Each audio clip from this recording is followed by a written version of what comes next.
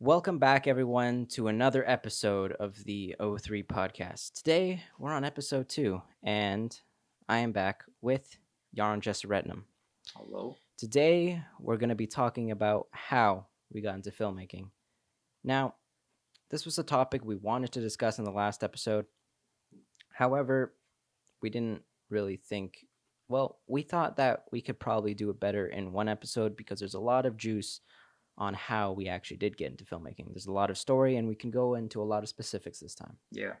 So, first off, we're going to talk about our early life and what we wanted to do early on in life, early on in elementary school and when we were younger.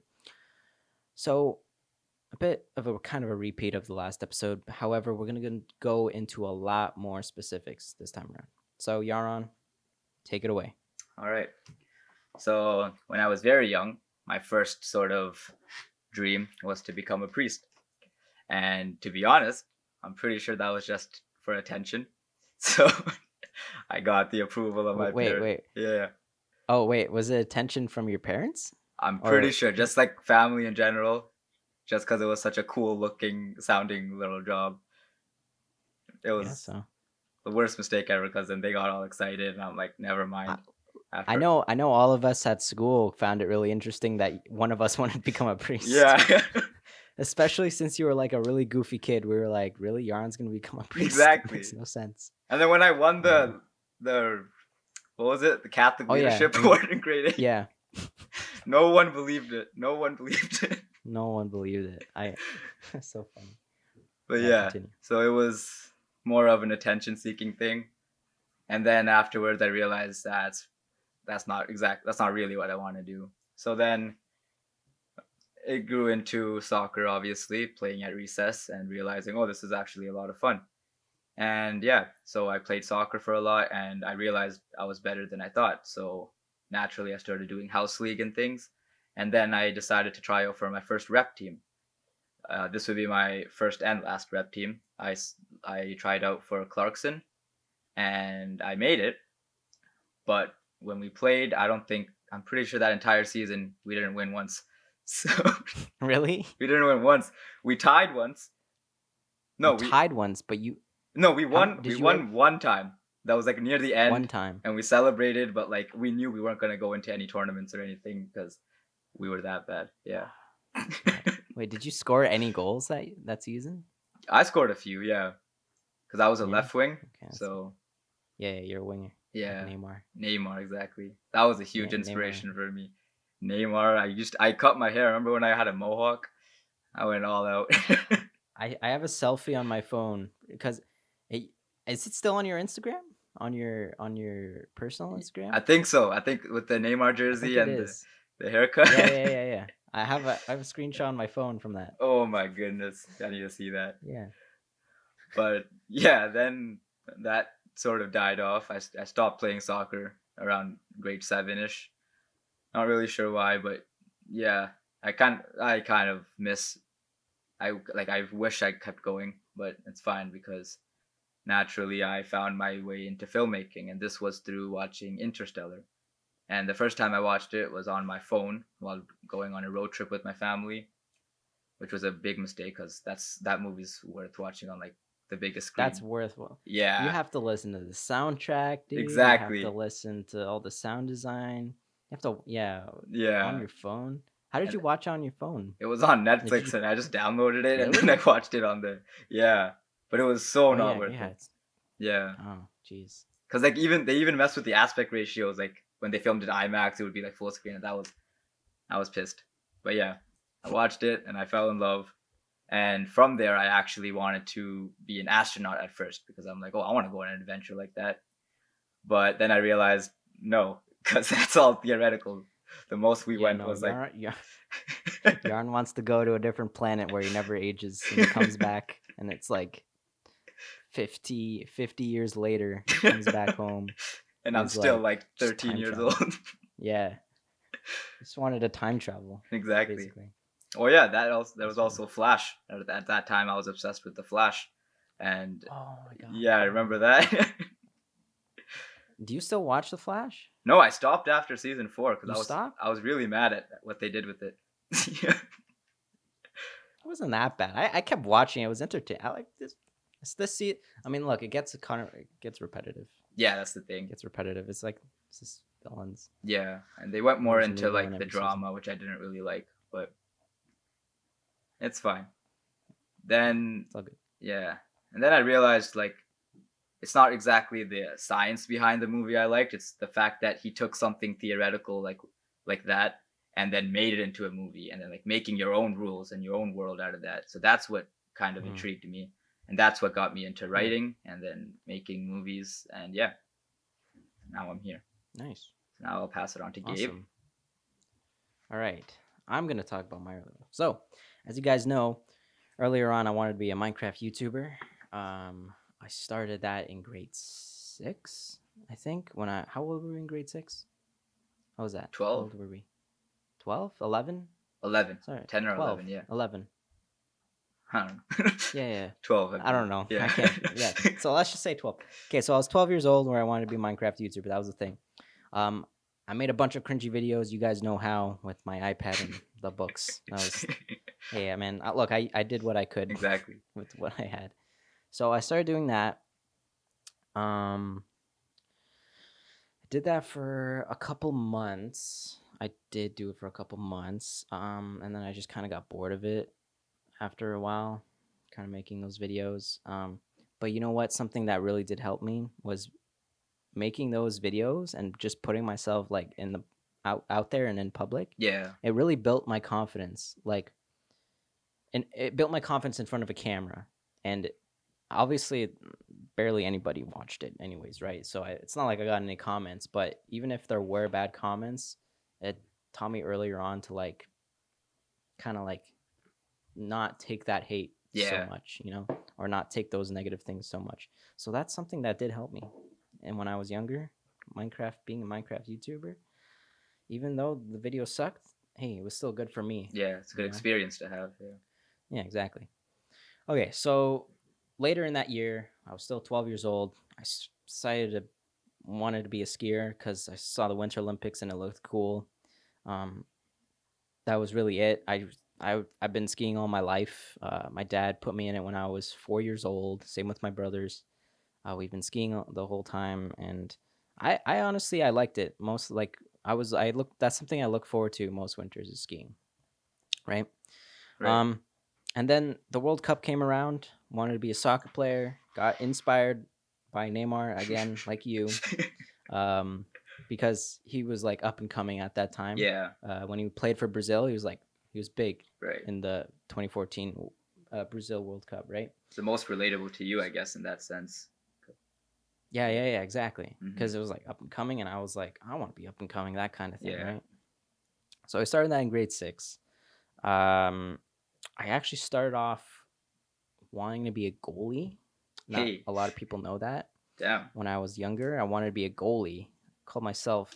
That's what they called Neuer. What's his first name? Manuel Neuer. Neuer. Yeah. Neuer. Yeah.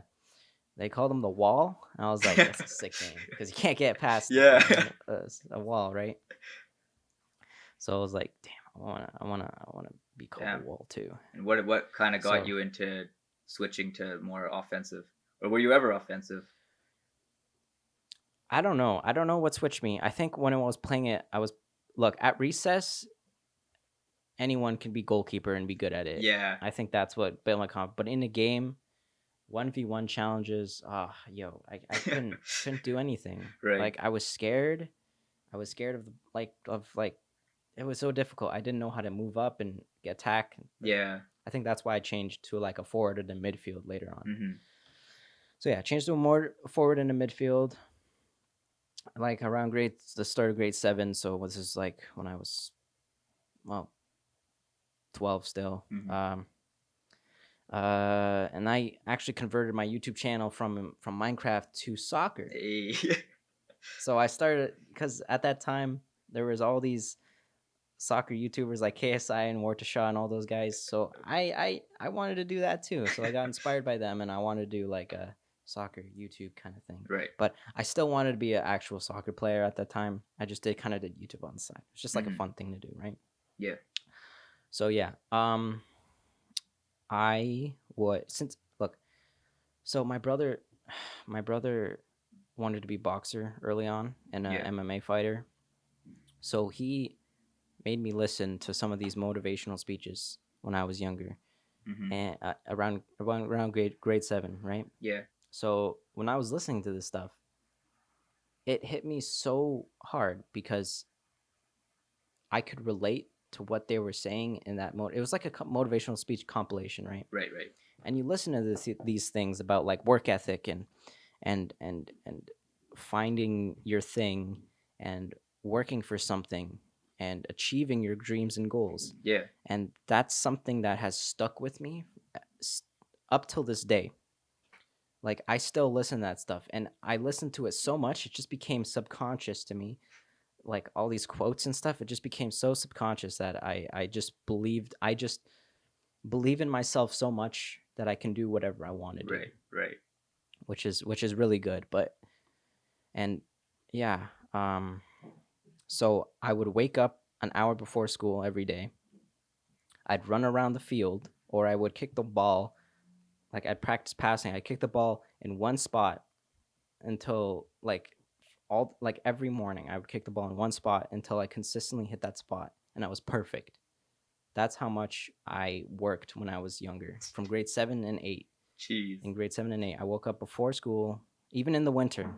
There was no, and even it was muddy outside. I'd come in, have to clean off my shoes and everything, and Yeah. get into class. Right?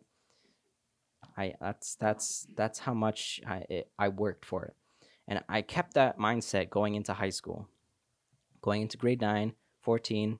I kept that same mindset of just working. Look, my brother told me everything about like high school because he was Yeah. graduating that year, and I didn't want to do anything that he did during high school. What you say, the normal high school experience, it's a very it's it's black and white, and it's actually very gray. Like same with life, it's not so black and white as you think it is, right? Yeah. There's a lot Yeah. of gray area. Right. So I went into high school not wanting to party or not wanting to like do what everyone else is doing. Yeah. I went into high school knowing that those were the 4 most important years of my life because I wanted to be a soccer player. Yeah. Those 4 years would set me up to go into college and then to make it to the best level I could in professional leagues. So went into school, came home, did whatever homework I had to do, went to train, done. Rinse and repeat every day for 2 years. I did that. For 2 years, I would just work, work, and work. And look, I have to tell you that those 2 years, they were good, but there was a lot of bad in them Yeah. because I overworked myself too much. You can't just over you. There's always has to be a balance. Right. That's what I figured out during Mhm. that time. Is I would work too much, I would burn out, and then kind of like stop for a couple days and reset and burn out and reset and burn out. Yeah. And when I played in my games and when I did house league, for most of the time, there was this thing called the All Star Team, which was a group of house league players coming together and playing in tournaments, right? Yeah. Yeah. So I was on that All Star team. We would win tournaments. We were a really good team. We were better than most rep teams that we played. Yeah. We would win tournaments, but I would be sad that we won tournaments. I would be disappointed that we won. You know why? Why? Because I was only thinking about myself. I was only thinking about how I performed. Right. I wasn't Right. thinking about the team. I didn't get along well with my teammates, and I can tell that some of my teammates didn't like me the most Mm-hmm. because I was only focused on myself. And I had this very meathead mindset of just work hard and dedication. That's it. And you know what? That is important. It is important to success. Of course it is. But you also need to, you know, be involved with others too. You Yeah. have to have your time for yourself as well to relax. You have to have your time that you socialize with others, and you have to have empathy for people that don't necessarily like you. Right. You know? And so I had to learn that throughout those 2 years. I learned that because I worked so hard. And then around the time of late grade 10, Um, I watched a ski video on GoPro. It was a 30-minute video, and that's what got me into filmmaking. I was like, I want to go and travel. I want to go on adventures like that. I want to ski places and film it. That's what I want to do. I started to switch, like, in my mind. Right. I was still picking between these two. These two things were like tearing at me and deciding which one I want to pick. Mm-hmm. So throughout that year, I started making more filmmaking type videos, like the more like cinematic type videos on my YouTube and vlogs, and like my own style of it, like more cinematic vlogs and stuff like that. Yeah. I started that, and I started taking photos. Photos was really helpful for me because it trained my eye to like see how to frame things, how to compose things, and all that stuff. Right. So I did that throughout the year, and then I got to the summer. We were going into grade 11, so I was about to turn 16. I was 15. I was about to turn 16. Yeah. And that summer, I was very conflicted because I didn't know what I was going to do. I had 2 years left of high school, and I need to pick either filmmaking or become a soccer player. I really contemplated on this for like 2 months of summer. I needed to pick. I weighed out the options in my head. If I become a soccer player, there's not much control with being a soccer player in your life. It is an amazing job to have. Like whoever has that as a job, playing soccer for a living, I'm sure they love it. I don't think I loved it as much as I thought I did. Mm-hmm. I was only flirting with that idea of becoming a soccer player. Yeah. Right. I thought in my head, am I gonna be really, really happy and fulfilled every day if I become a soccer player and I wake up, go to training, eat strict meals, come home, chill, and then go to sleep and do it again and play games? Mm-hmm. Am I gonna? And of course, you have your off season, you can travel, whatever. But am I gonna be the most happy doing that? And I thought to myself, what about filmmaking? Filmmaking, I can pick whatever schedule I want if I want, like, or there's different days you can go and film. You schedule with clients, and it's something. Look, okay. This is how I should say it. In soccer, I was only thinking about myself. When I wanted to be filmmaking, I realized that it was not just for myself, but it was for others. For sure. I could, with filmmaking, inspire others.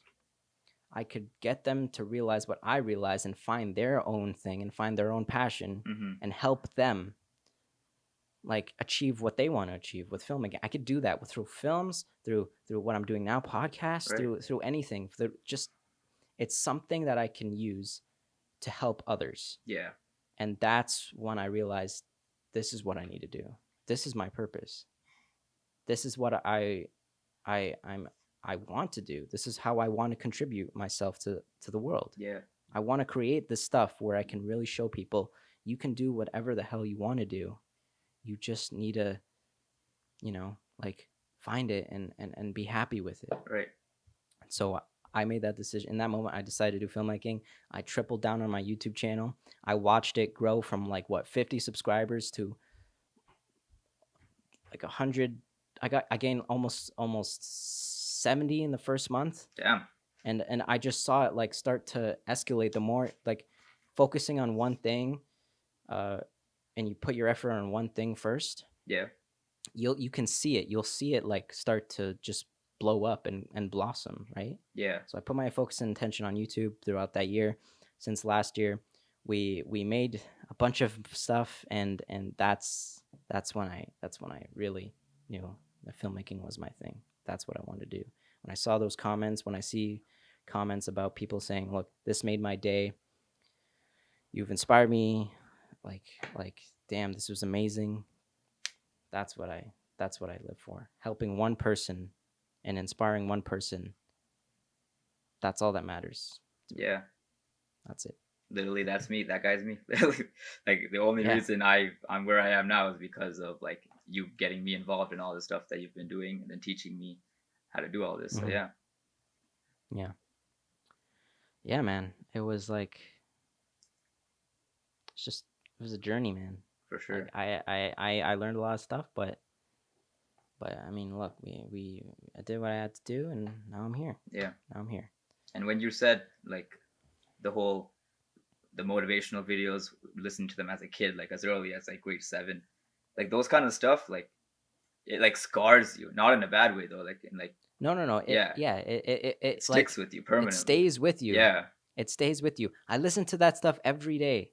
Every day I would listen to it when I went to sleep. I'd fall asleep listening to it, yeah, and that stuff stayed in the back of my brain. that stuff's important. Obviously, Yeah. there's some stuff that there is a lot of truth to it. You know, Mm-hmm. there's a lot of truth to having a good life and success. There's truth to working hard. There is, but Yeah. there's always a balance between those things. And I just had to realize what worked for me, and this might not work for you guys. Like some of the stuff I'm saying, it might not work for you. You have to find what works for you and stick with it. Mm-hmm. This is just what I've experienced and what works for me. Yeah. So yeah. All right. So now that we talk about a little bit of our past, we're still gonna try to dabble in the past a bit, but we're gonna, from our initial period of starting filmmaking up till now, what we've kind of done, what we've kind of achieved, what stuff happened. So we're gonna talk a little bit about that. Yarn, you can lead us in that conversation. All right. So for me, it starts off very early. Not exactly filmmaking, but storytelling in a way. So when I was a little kid, my cousins and I would play this game called Freaky Friday. So this one like game master would like create this huge story, and like we would all play the game. Like it's kind of like an adventure type game. I don't know. It was something we just played as kids, and like and even back then, like my cousin would be like obsessed with just like creating things. So we would make like home movies and stuff like that just for fun, and like it was silly, but like that's what kind of got me to get that creative mindset from a very young age. And also just because I'm like Tamil, like we had these movies that we would watch, and obviously my favorite would Bollywood be movies. the Bollywood movies. Yes, well, Collywood in my case. My biggest like my favorite actor was Vijay. Some people might recognize that name, and like to this day, like my cousins and I still like obsess over him and watch his movies annually. So yeah, so from that age, I noticed like these little hints of filmmaking, but I never knew what it was until grade 7 when I watched Interstellar, obviously. Interstellar. Yeah, and then especially in mid high school, when we actually made like Karam, when we made that little short film. That's when like I realized like, oh, like when you brought all those lights, all those gear, the sound and everything, I realized, oh, this is a whole thing. Like you can really make something out of this. Yeah. Yeah. And you know what? During that time of filming Karam, I didn't. Yarron didn't do anything. Exactly. he was just acting. I didn't think he had an interest at all. I remember this one day. It was grade 10. Yeah. It was in grade 10. It was like in October or something. I was making a YouTube video called a time lapse film. I remember that. Right? I remember that. And then I was filming it, right? Here. Sorry. I called you on the phone, and I was like, Yarron, what do you want to do in the future? And then you said, honestly, dude, I want to be like a filmmaker. And then I got so hyped because I was like, someone else wants to do what I want to do. Yeah. Like, I remember I was getting excited. I was like talking about all these dreams and aspirations that I had. I'm like, yo, we can do this. We can do this. We can like make our own production company. We can make our own like video brand. And literally that's where we are now. Ended up doing. Exactly. That's where we are now. This was 2 years ago. And I told him this, and he was like, yo, I'm down.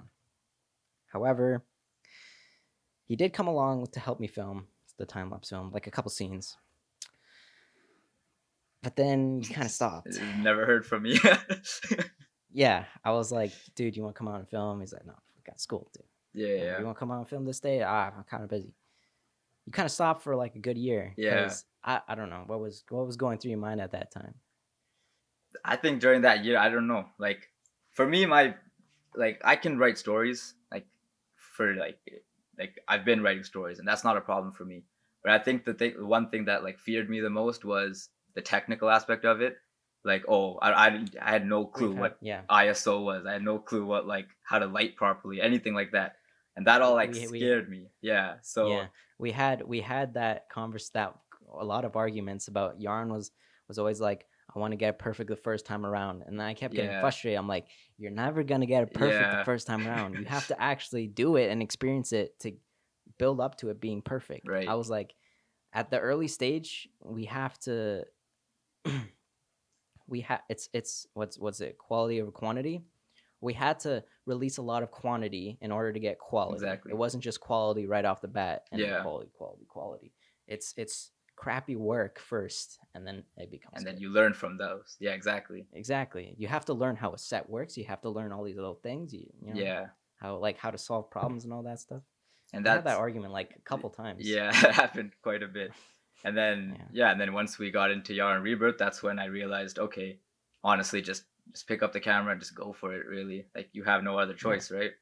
That's the only path you can take. And then right after Yarron Rebirth, that came my movies with Liam. So welcome, that you guys can check out on my YouTube channel. That's when I was like, okay, you know what? Let me just experiment. So that's when I went all out. Like I made, like you could, like the story is so like look. You know what's good about this is why I love having you as a director and a writer, is because you make these weird intricate stories that I have no clue what's happening, but you know the story better than anyone. You do. Right. And that is something that's good. Like everyone else on the set could like know more about filmmaking, know more about cameras and all that stuff. Sure, yeah. You, but you know the story well. Right. You know the story more than anyone, and that's something that's good. And your genre of writing is so weird, and it's like you can write mind bending stuff like if you wanted to. Right. It's like it's your own version, right? Yeah. It's a lot of like, it's kind of like eerie, like an eerie genre. Yeah. Right? And a lot of like, it's not only me, like a lot of the credit goes to Liam as well. Liam Gonzalez. Of course, like, he's also crazy. But yeah, he's helped us. He's done whatever he could to help us on this journey. He's like if we need a second camera operator or anyone on a set, he's there to do it. And exactly. We just grab him. He's like, "Yo, help us, please." And he's like, "I'm down," because he's one of the people that has a lot of fun doing it. Exactly. Yeah. You know, like he says it all the time. Yeah. Exactly. Yeah. Like I might I might yell at him sometimes, and I'm like, when I get frustrated easily. I need to work on that. I do get frustrated easily sometimes when I'm on set. I need to calm myself down sometimes, which I'm trying to do more and more. But he still deals with it. He deals with it, yeah. And look, I've apologized to him countless times after the fact, so I think he knows that I don't hate him. I've apologized. You've mentally scarred him, but that's okay. he's officially a changed man because of you. I'm joking. But yeah, and like especially with Welcome, what I liked a lot was that like lighting and stuff was okay, but like I just went super creative mode. Like I took the RGB lights and I was like, okay, let me play around with storytelling through the lights and all that kind of stuff. And then the movie ended, and personally, I think all three of us, you, me, and Liam, we were all pretty proud of what we made. Even if people were confused and stuff, I think they still enjoyed watching it. Yeah. Hey, you got people thinking when we premiered it to them. When we showed people, like everyone came to my house after school. When Yarron was premiering it, right? I played it on my computer, and after everyone took a turn to explain what they thought of it. I have that video. I have that video. You have that? Yeah. You have that video? I'll release. Okay, we're gonna play it for you guys one time, but like one day. But like we everyone had something that they were like, it was confusing. Sure, it wasn't communicated the right way, but we got people thinking. Right. And that's a good thing. It did some sort of impact on people because it got them thinking like, what the hell just happened? You know. So that was good. Yeah, I was really happy like that a lot. And yeah, so from there, it just escalated. I went to making Romans 3:12, which was another one I wrote with Liam. And then it went into Keegan VR 2, which I'm still very excited to release, but it's going to take some time. It really escalated when Gabe brought me along with his freelance stuff, with Jesse especially. He helped us a lot. and he helped me get exposure. And because of that, Gabe and I were able to make the music video. We were able to do a Mm-hmm. lot of behind the scenes, and yeah, it just like from there, it's Yeah. like the confidence like built, and now it's like I never have doubts that I'm not gonna at least do this somehow in my future. Yeah. And you know what? I want to give a big shout out to Jesse Jones. He is essentially a connector of worlds, as he calls himself, which is I think is an amazing title because honestly he is. Mm-hmm. He is owner of Jones and Jones Group, founder of 1081, and owner of the House of Kumba, which is a space we film at a lot. Right. It's in Brampton, downtown Brampton. So my dad worked on a global show called The Drive for OLG, and Jesse was the host on there. And so they stayed in contact, and because my dad is just the type of guy to stay in contact with people he works with who, could end up getting other jobs from, right? Yeah. So my dad, actually, Jesse got me, to film a little talk he was doing with someone at his new space, basically to promote his new space. Right. So my dad lit the scene and everything, and I just helped film and stuff. And so from there, Jesse really liked, my ambition and all that stuff, and he just kind of kept me and brought me along as kind of his content creator for his space and coming in because he had billboards up that Sony Music put up, and he brought me in to take pictures of that stuff. Yeah. And I was like, you know what? I told him I'll work for free. I'm gonna work hard for you because I want to prove myself that I will be good. And you know what? I wanted to mainly work for free because I knew that the knowledge that he was going to give me and provide me was more valuable than money. Exactly. That he would provide me. Like, I don't care if I worked for free for like 2 years. The knowledge I can extract from him, because he's in the industry. He knows all of this stuff. Yeah.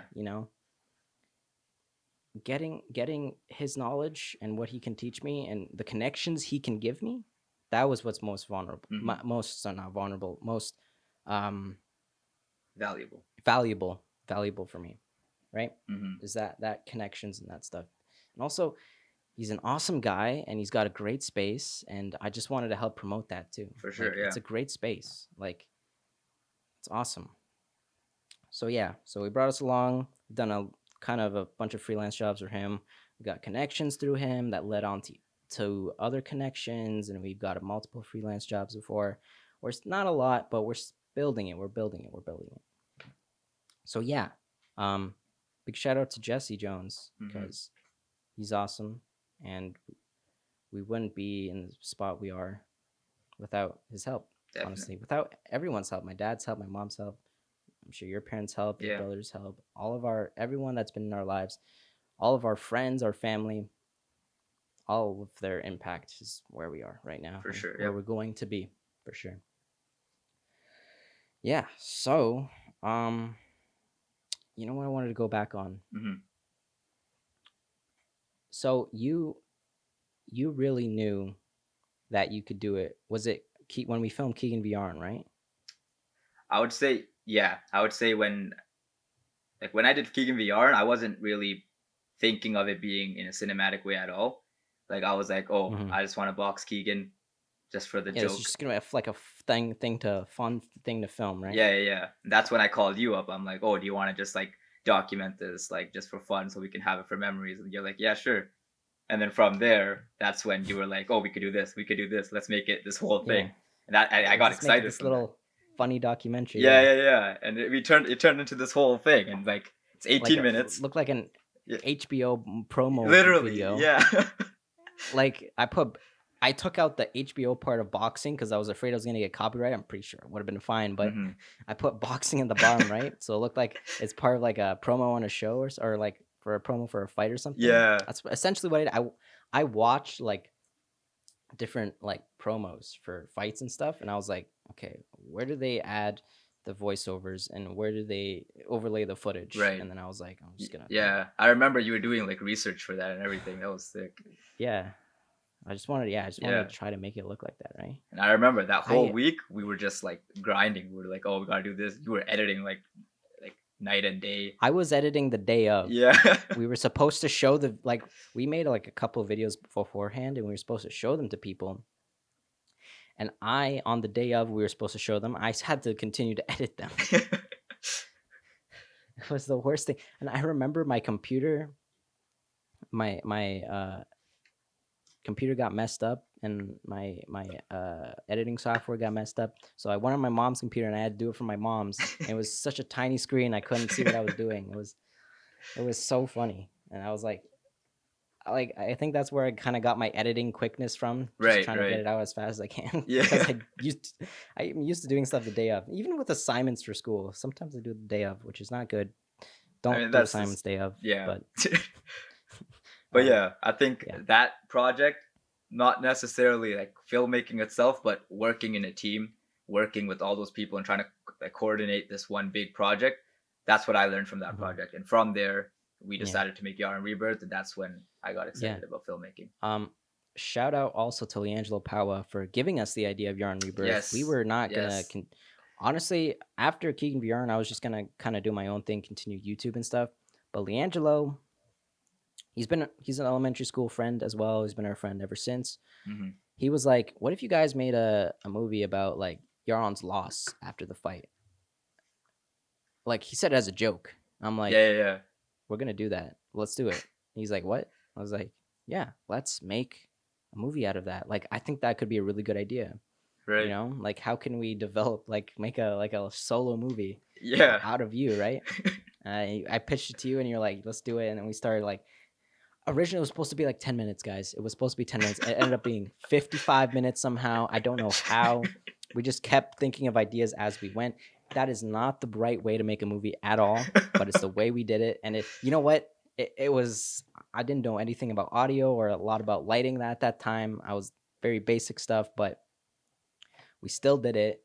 And honestly, it didn't turn out half bad. It's okay. It's pretty good. Yeah. I don't want to say it's not horrible, you know? For our first feature film, I would say that's pretty impressive. Yeah, that's pretty good. And everyone who watched it was like, this looks so cinematic. This looks so cinematic. Like, that's what I want to get. We had a premiere at my house. I got emotional because it was a big moment for me because releasing that was like the start of like this chain reaction. I knew in my back of my head. I was like, this is where my filmmaking career starts. Yeah. You know, this is where like I start to develop myself. Right. This is just only the beginning.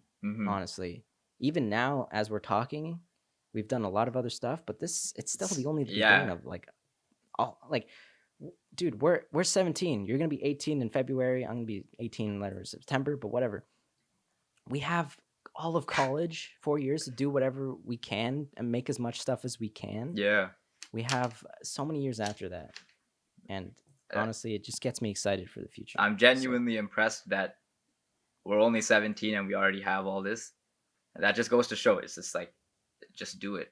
That's literally all you need to do. Just look, whatever you want to do, you want to be an artist, pick up your pencil and start drawing. Like if you want to be a graphic designer, just DM as much people you can and ask for jobs. Ask to work for free sometimes. Ask for anything. Be like, I'm gonna make this, and this for you for this much, or I'll even do it for free if I work with you and I learn from you.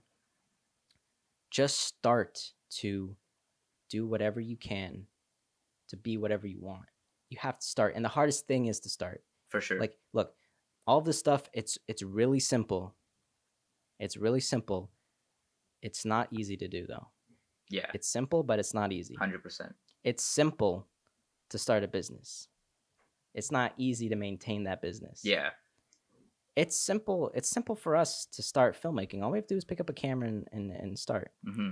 It's not easy to get clients and to get recognized. Right. It takes a while. Look, I'm pretty sure There's barely anyone listening to this podcast, but we're gonna do it, and we're gonna put 100% into it. Exactly. Yeah. Because that's how we grow. Okay. Yep. You put the effort in. It's gonna suck when you don't see the result in numbers, but honestly, don't look on the numbers. Look at bringing value to people. Yeah. I'm doing this. I'm doing all of this because I feel like I can bring value to someone else. Right. You know, I can, like I said before, I can inspire people to do what they want to do. That's why I'm doing this whole thing. Mm-hmm. Is to bring value.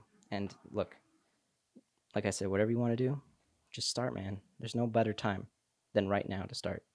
You might be afraid. You might be scared. You got to throw all of that stuff out the window and start. Yeah. That's all you can do. My advice on that note is don't think of your dream and your passion as your job.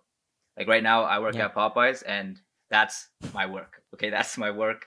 I'll do whatever I need to make the money. My goal for that is money.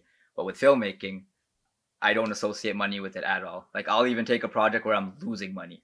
Because like that should be my source of happiness rather than my source of income, you know? And we have done that. Yeah. Well, we spent like a few bucks on Yarron Rebirth. Like we had to, well, it was mainly food, but like that's one thing. Still, but we weren't making any money from that thing. Exactly. We put all we could into it. Exactly. We didn't care. It's fun. We're happy doing it. That's all we wanted to do. We just wanted to have fun and bring value to people. That's it. It's a source of happiness. That's all that it should be. Exactly. It's all that it should be.